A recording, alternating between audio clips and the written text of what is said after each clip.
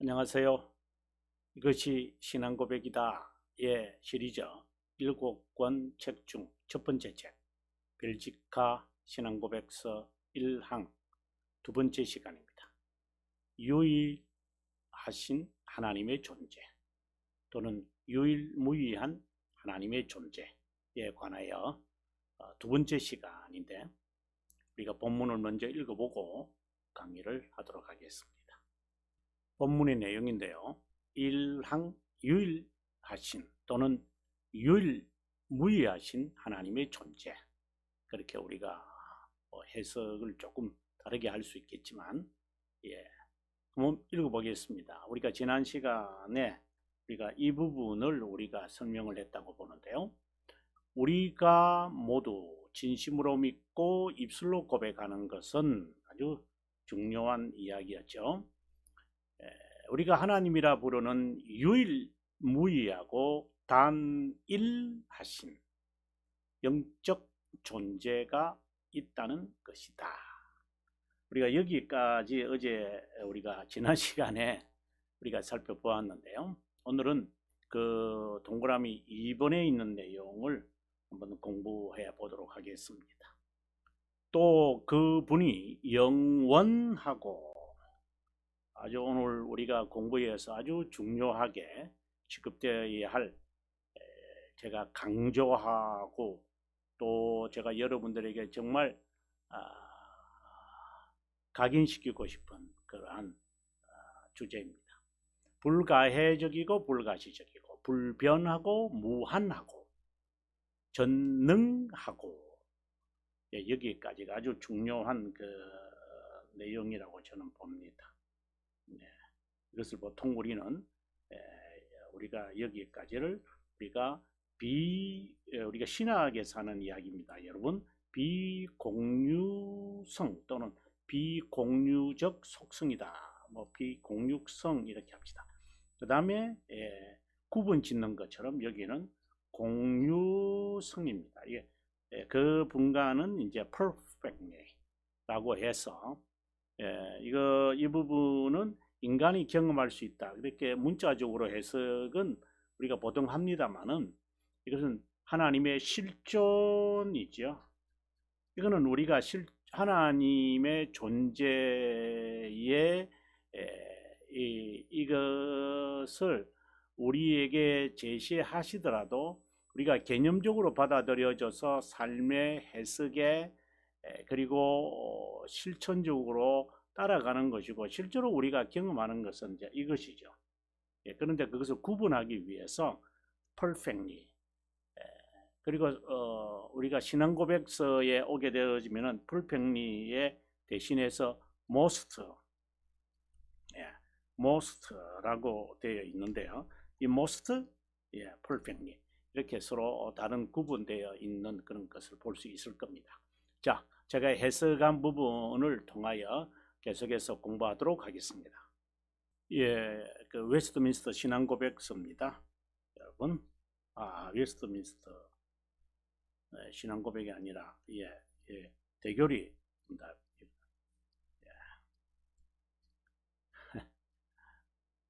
이렇게 되어 있는데, 이거는 이제 웨스트민스터 신앙고백이고요. 이것은 이제 대교리 문답이고요. 이거는 소교리 문답이죠. 중에서 대교리 문답 여러분에게 소개해 드리려고 합니다. 이 대교리 문답 7문입니다. 자, 여기서 지금 What is God?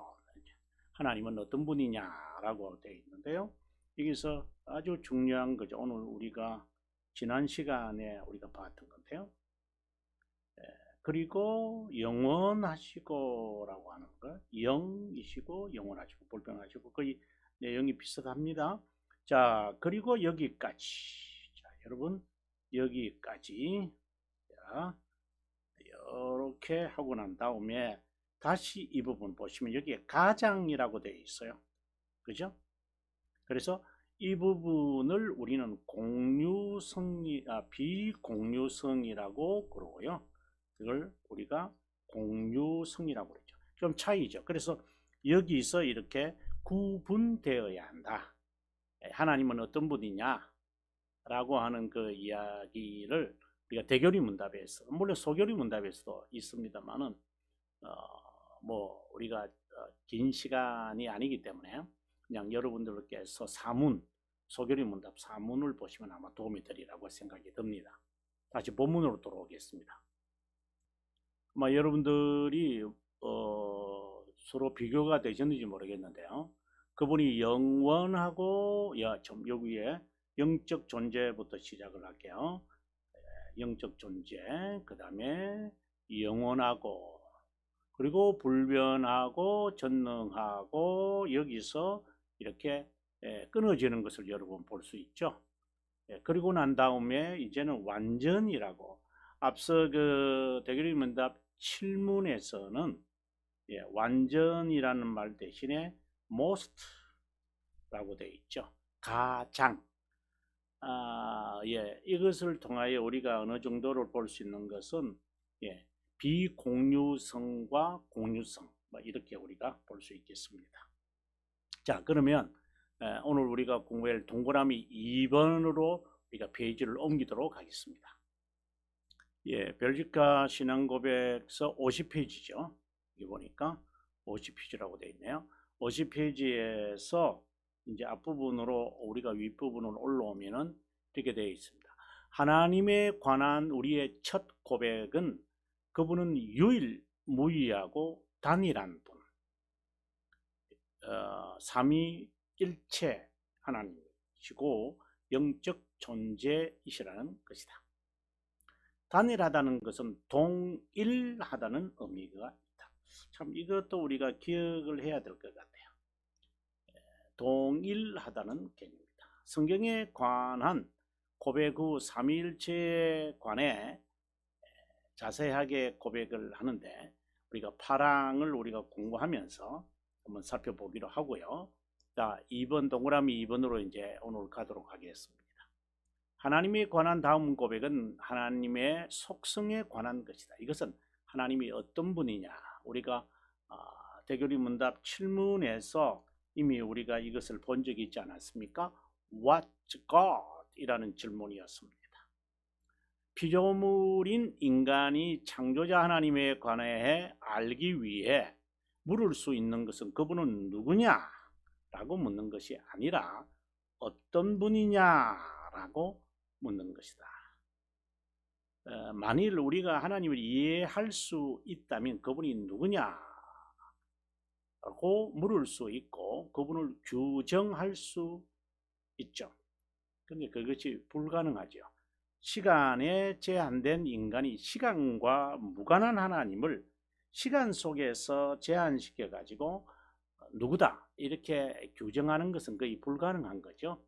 자, 우리는 그분이 성경을 통해 자신에 관해 알릴 만큼 알 뿐이기에 뭐 그분이 우리들에게 알릴 만큼 알리는 것 외에는 우리가 그분을 대해서 어떻게 우리가 알 수가 있겠느냐, 그 말인 거죠. 또 하나님은 인간의 지성으로 파악하거나 우리가 지난 시간에 배울 때 하나님의 영, 하나님의 예정, 하나님의 지혜, 하나님의 불, 진노의 불, 이러한 말을 하나님의라고 하는 단어를 빼고는 생각하지 마라. 하나로 합하여서 우리가 살펴야 한다라고 했습니다. 유일무이하고 단일한 영적 존재라고 우리가 이렇게 고백하는 이유도 여기에 있다. 자유신학자 그들이 시도하는 것처럼 하나님을 이제 논란의 대상으로 보는 겁니다. 신뢰의 대상이지 논란의 대상이 아니다. 자, 이 말을 제가 아주 강조하고 싶은 것입니다. 계속해서 그렇다고 해서 하나님에 대하여 상상하지 마라 라고 해서 하나님에 대하여 무지와 맹신을 말해서는 안 돼. 이거는 극단적 신앙입니다. 창조자 하나님은 인간의 주머니 안에 있는 구설이 절대 아니다 라고 이야기를 합니다. 자, 이것은 고난을 겪었던 욥이 그분에 관해 깨달았던 시작점이다. 참 저는 이 부분을 보면서 욥은 하나님에게 자신이 당한 환난에 대해 대답해 주기를 요구했다. 하나님은 절대 그에게 대답하지 않았다. 아니, 말해도 알아듣지 못했다.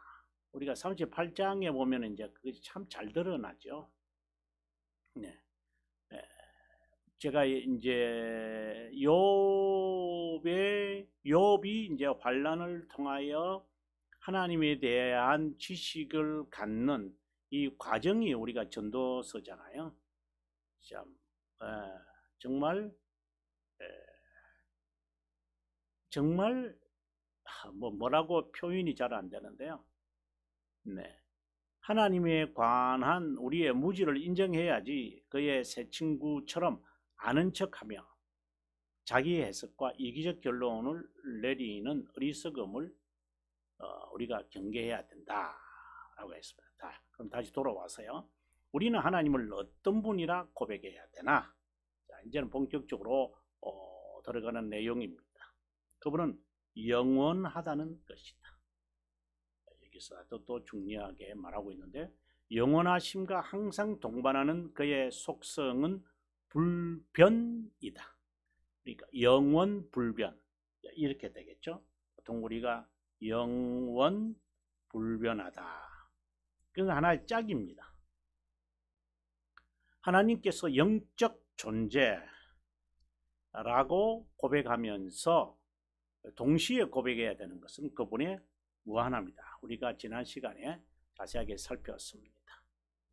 영이시고 무한하신 하나님 또는 영이시고 영원하신 하나님은 같은 고백이다. 존재와 완전함에서 무한하시고 가장 순결한 영이시라는 고백이다. 더욱이 영원하다는 의미로 단번에, 여러분께서 이제 그리스도가 단번에 그 십자가상에서 죽으셨잖아요. 그럴 때에 여기서 말하는 단번, 보통 우리가 영어로서 이제 once for all 이렇게 우리가 표현을 하는데요. 단번 또는 이제 그냥 once 이렇게도 할 수도 있어요. 실제로 이렇게 되어질 때의 그 의미는 영원하다는 의미다. 그 의미는 언뜻 시간의 측면에서 보면 한 번 드린 것처럼 보이지만 그 효력은 영원 완전하다는 것이다. 예, 그 다음 페이지 53페이지로 이제 넘어갑니다. 이렇게 하나님의 대표적 속성은 이렇게 두 가지다. 영원하심. 이것은 신학 용어로서 인간이 지릴 수 없는 하나님의 비공유성이다. 이성의 인식 대상이 아니다. 유한하고 제한된 시간 속에 살아가는 존재가 무한하고 영원한 존재인 하나님. 자, 여기서 여러분 대비되어지는 말 시간 그리고 영원, 시간에 살아가는 존재, 영원한 존재 하나님을 상상하거나 느낄 수 없음에도 불구하고 이런 고백을 하는 이유는 하나님과 인간, 창조자와 피조물의 말할 수 없는 구분을 엄숙히 인정하기 위해서이다. 하나님을 언급할 때 우리가 이제 제1계명도 그렇고 2계명에도 우리가 이것을 하나님께서 분명히 선언하시잖아요. 네. 하나님을 언급하거나 묵상할 때마다 그분의 속성을 언제든 떠올리라고 하는 것이다. 이어지는 속성의 고백은 인간이 공유하지 못하는 불가해성, 불가시성, 불변성, 무한성 등이다. 이 속성은 영원하심과 같은 부류에 속한다. 또 하나님에 관한 지식에서 그분의 존재를 다룰 때 속성으로 다루어야 한다는 것을 말한다. 이것은 제가 지난 시간에 좀 설명을 제가 했죠. 그것이 구체적으로 가시적으로 실제로 드러날 때 인간의 지성은 그의 실존을 비로소 그만큼 간취할 수 있다. 그래서 이 실존을 간취하는 것에서 볼 때 가장 거룩하고, 예를 든다면 그런 거죠. 가장 가장 선하고 가장 지혜롭고 이런 것은 이제 하나님의 실존을 이제 경험하는 데서 표현되어지는 분이죠. 그래서 어떤 분이냐, What is God? 이렇게 질문이 되어지는 것입니다. 하지만 이어진 다음 표현은 다르다. 완전하다. 자, 그 다음부터 이것을 제가 강조했죠. perfectly라고 했죠. 그리고 신앙고백서에서는 가장, 완전, most라고 했습니다. 완전하다는 부사를 붙여서 지혜, 정의, 정의롭다, 선하다 라고 고백한다. 이것은 인간이 어느 정도 공유할 수 있는 것이다. 그러나 인간은 불완전하고 그분은 완전하다는 것을 대조시키고 있다. 아니면 바라는 것이지만 그것을 하나님 안에 또는 그분에게서만 찾을 수 있다는 의미다. 이것을 신학 용어로 공유적 속성이라고 부른다. 벨지카 1항 동그라미 2에서 완전히 라는 부사를 붙이고 다른 신앙 고백서는 가장이라고 붙인다. 그렇죠? 이런 부사가 붙은 속성은 인간도 조금 공유하여 맛을 보지만 완전한 속성에는 턱없이 부족하고 비교할 수 없음을 말해준다. 자, 여기서 중요한 신앙 고백의 개념을 밝히고 가야 하는데 그것은 바로 이제 오늘의 주제의 핵심입니다. 영원과 시간. 이 구분입니다. 진리를 이해하는 데 있어서 가장 매우 아주 중요한 제가 부사를 쓸 수 있는 한 썼던 것 같아. 이것은 시간 속에 제한된 우리가 영원에 속한 하나님에 관해 인식하고자 할 때 가져야 하는 중요한 개념이다. 하나님은 인간처럼 미래가 있어 미래를 예견하지 않는다. 참 이러한 중요한 이 하나님에 대한 그 개념을 갖고 우리가 출발을 해야 되거든요. 하나님의 작정은 영원에서 이루어지는 것이지 하나님의 작정이라고 할 때 보통 우리가 영어에서는 decree라고 하잖아요. 영원에서 이루어지는 거지 시간에서 먼 옛날에 영원 전에 물론 이제 우리말로 그렇게 할 수도 있지만 실제로 영원 전후라는 말이 없죠. 구원의 진리는 그분이 영원한 작정이 시간에 드러나는 것이다. 시간에서 드러날 때에 우리는 보통 이제 언약이라고 그러고요.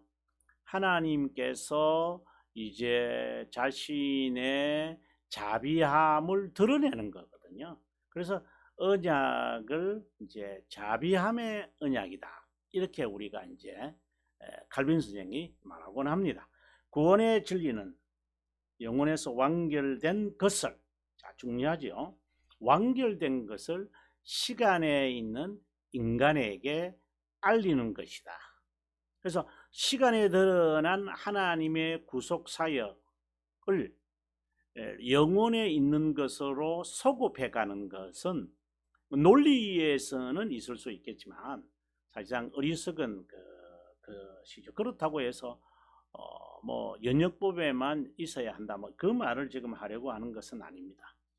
자, 여기서 영원이라는 개념을 이해할 수 있는 한 설명하도록 하겠다. 먼저 영원, 아주 중요한 개념입니다. 여러분, 전과 후의 개념 자체가 없다. 전, 후가 없다. 만약에 이런 표현을 한다면 이미 시간에 영원을 종속시킨다. 이렇게 우리가 말할 수 있겠죠. 아닙니다. 영원은 시간이 아니다. 영혼 속에 시간이 경점으로 존재했을 뿐이다. 하나님께서 이제 시간을 창조하신 것이죠.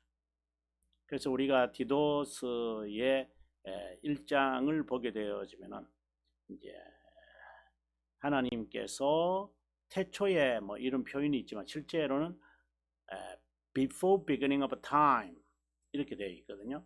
시간의 시작 전에, 그래서 우리말에는 영원 전 이렇게 번역이 되어 있습니다만은, 예, 영원에서 이렇게 번역하는 게 좀 더 정확하겠죠. 시간의 시작, 태초 전에 이렇게 돼야 되겠죠.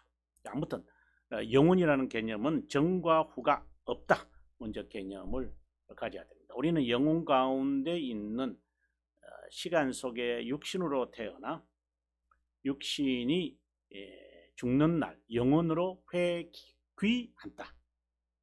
마치 그 홍해가 이렇게 중간에 있다가 차단되면서 길이 만들어졌잖아요. 그리고 이스라엘 백성들이 지나가잖아요. 그리고 다시 합해지거든요. 마치 홍해가 그와 같아. 이렇게 보시면 돼요. 영원이다. 그리고 길이 생겼다. 시간이다. 이렇게 생각하시면 아마, 그런데 길이 없어져 버리잖아요. 그리고 시간은 없어져 버린다는 거거든요. 시간이 있으니까 늙어가고 변화되고 반복되는 이런 것이죠. 우리는 시간 속에 사니까. 이거 전과 후라는 표현은 인간의 측면이나 시간에서 본 것이다. 프토레마이오스의 천동설과 같은 어리석은 표현이다. 하나님은 영원에 계시지만 만사를 작정하고 영원한 작정을 불변 시작 끝도 항상 현재다. 그래서 알파와 오메가요, 처음과 마지막, 영원하기에 불변하고 불변하기에 동일하고 동일하기에 신실하고 신실하기에 신뢰할 수 있고, 이에 반해 시간은 시작과 끝이 있고 변화무상하다. 변화가 무상합니다. 그 시간은 영원에, 또 제가 이제 설명을 하겠습니다만은, 이제 everlasting이라고 하는 영원히, 또는 우리가 이제 forever and more, 또는 forever and ever 이렇게 표현을 하건 이런 단어들이 있죠. 영원히. 그러나 이 영원과 그 다음에 eternity 이거는 달라요, 여러분. 지금 여기서 말하는 하나님은 영원하시다라고 말할 때는 eternal을 말해요. 영생을 얻었고라고 할 때 eternal life라고 하는 거지, 영원히 이사옵나이다, forever and ever, 또는 영원히 찬송을 받으시옵소서, everlasting, never ending, 이러한 개념의, 그것은 지속이라고 하는 개념을 갖고 있는 거죠. 그러나 하나님은 지속, 이러한 개념은 당연히 들어가겠지만, 그래 인간이 영혼에 대한 표현할 수 있는 단어지고요. 하나님 자체는 eternal이에요. 그래서 영원히 영혼에 묻히고 간다. 시간이 사라지니까요. 시간의 끝도 영혼에서 일어나고 그 시간은 영원히 영혼에 묻히고 간다. 시간과 끝은 영원 안에 있다고, 홍해의 길이 생긴 것을 이해하시면 아마 떠올리시면 좋을 것 같아요. 영혼은 장차 있을 것이라는 미래가 아니라 무한히 현재다. 참 중요합니다. 아마 이 신앙고백서라든가 기독교 강요를 여러분 납득 이해하시려면 진리도 마찬가지예요. 하나님의 말씀 아주 중요한 개념입니다.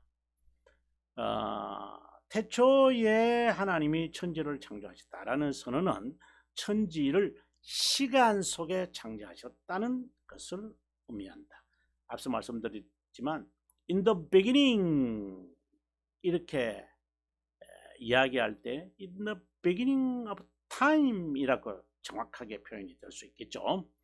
자, 아무것도 없는 것 가운데서 만물을 창조하셨다. 이 말은 영원에서 시간의 창조가 만물의 시작임을 의미하는 것이다. 하나님의 영원하심, 이터널입니다. 만물의 시간을 대조하는 전형적인 표현인 것입니다. 저는 아주 중요하게 이것을 여러분에게 말씀드리고 싶습니다.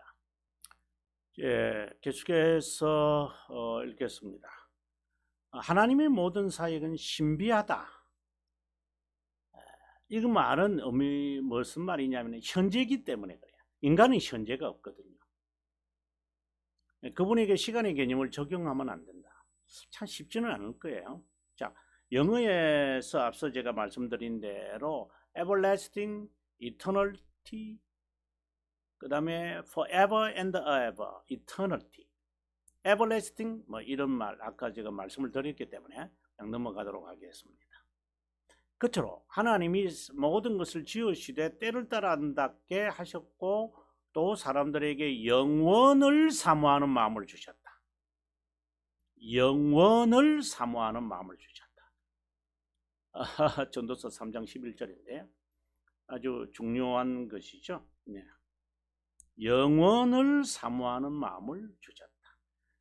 영원과 시간에 대한 이 개념이 어느 정도 설정이 되어졌는지 모르겠습니다. 자, 두 번째, 계속해서 제가 강조하고 있는데 영원은 항상 현재다. 하나님은 현재인 거예요. 그래서 하나님은 우리가 말하는 대로 번복하거나 후회 성경에 후회라고 하는 말이 있는데 그건 우리의 표현이죠. 우리가 후회한다 이렇게 우리가 이렇게 느끼는 거예요.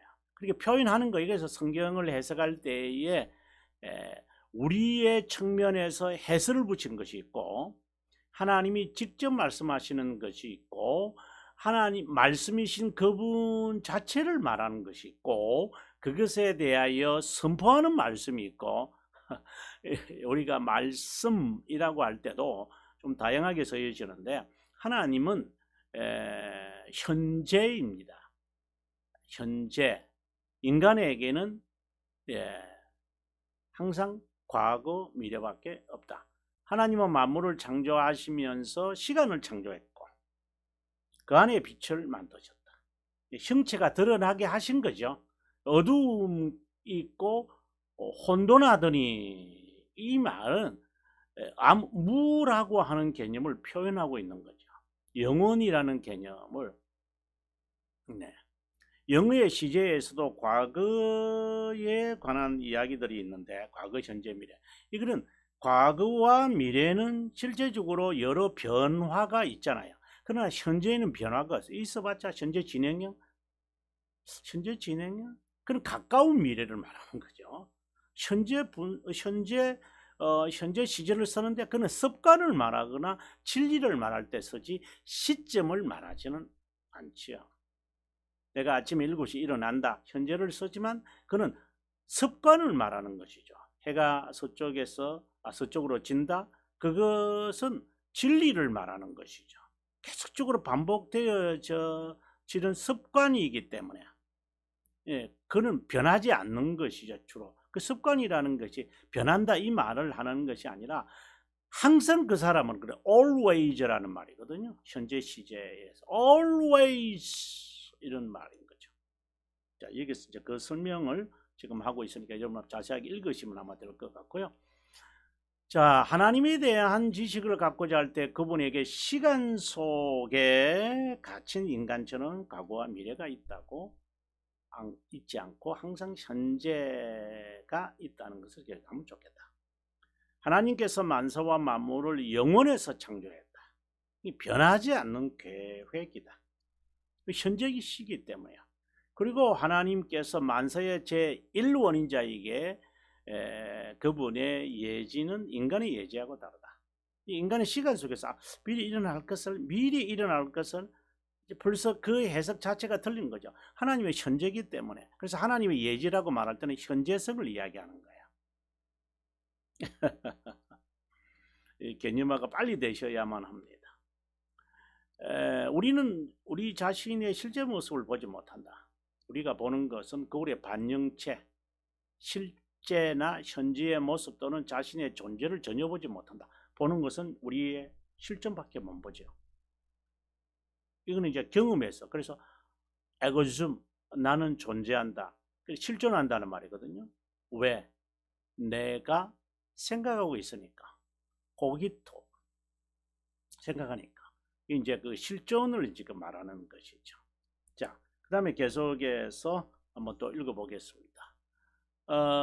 이렇게 일반적인 단어풀이에 매달려서 하나님의 속성에 적용하거나 그것에 따라 파악하다 보면 언제든 어리석음과 패망에 빠지고 만다. 그래서 신앙의 선배들 앞에다가 perfectly 또는 most라고 하는 단어를 하나님의 실존을 경험한다고 해서 하나님이나 나나 뭐 별 차이 없네, 그렇게 생각해서는 안 된다 라고 하는 이야기를 합니다.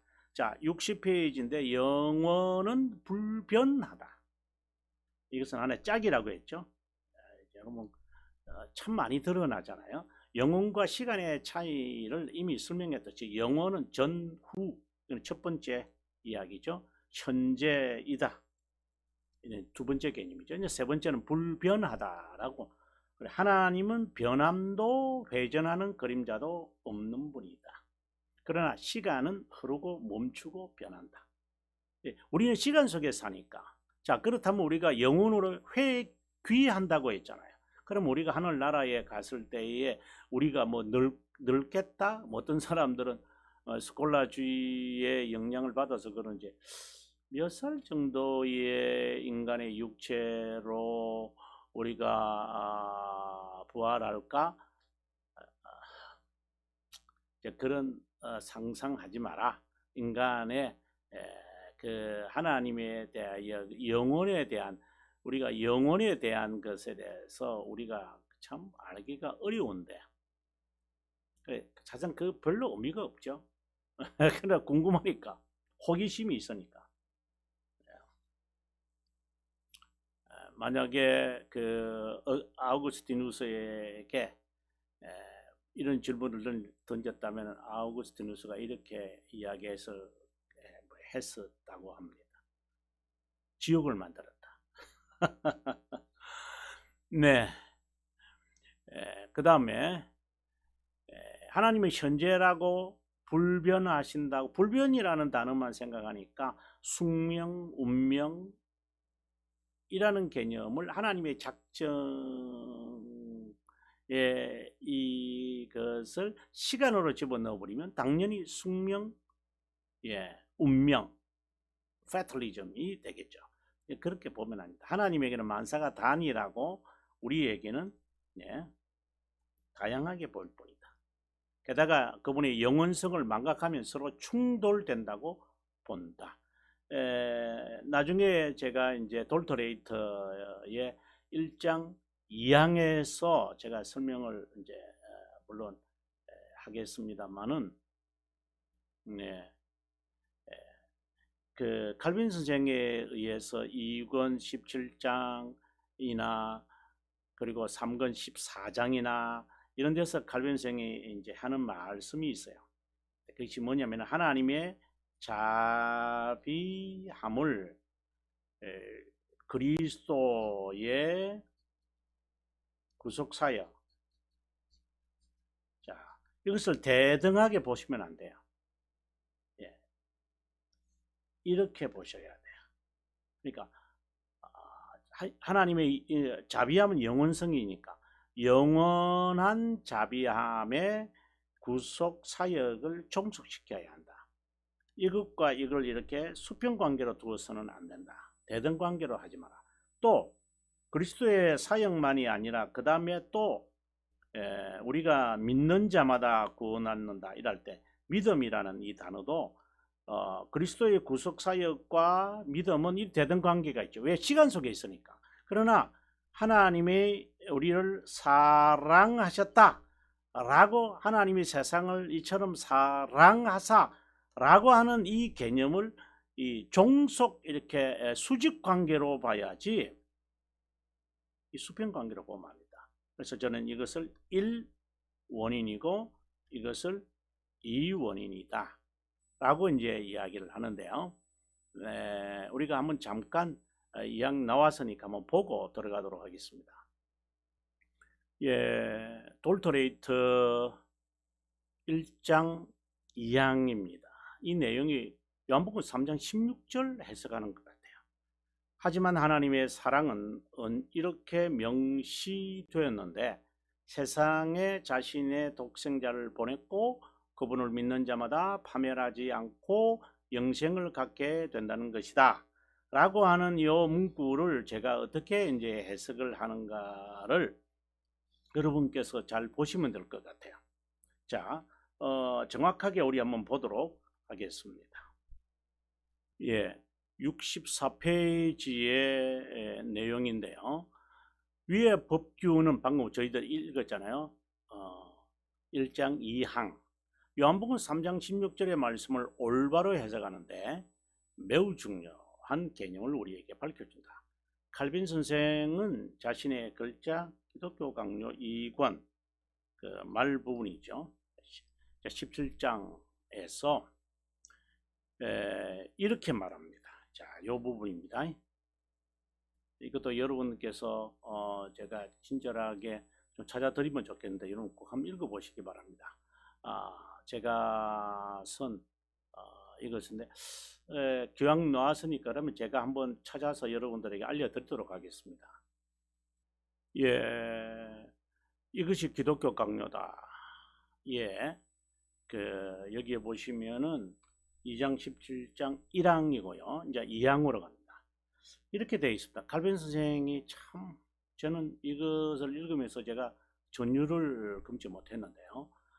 요한복음 3장 16절에서 하나님의 사랑을 주요한 원인 또는 기원으로 부여하고 있고, 자, 저는 이것을 제 1원인이다 이렇게 저는 이야기했습니다.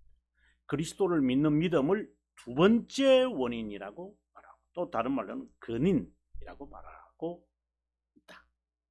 누군가 그리스도께서 유일한 형식적 원인이 되심을 반대한다면 그는 그분의 에너지를 인용한 말씀보다 감소시키고 있다. 그분을 의존하는 이신칭의를 얻는다면 우리 구원의 근거는 그분에게서만 찾아진다. 우리를 향한 자신의 사랑을 막는 장애물을 제거하기 위해 하나님은 그리스도 안에서 화해의 형식을 임명했음이 분명하다.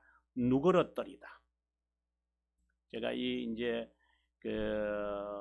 하이델베르그 제가 39문을 제가 해석하면서 여러분 37문, 38문, 39문, 40문 이런 부분을 제가 해석하면서 이 부분을 제가 자세하게 제가 설명하겠습니다. 여러분, 형언할 수 없는 방법으로 하나님은 우리를 사랑하신 바로 그 시간에 그리스도 안에서 화해되실 때까지 우리에게는 적이셨습니다.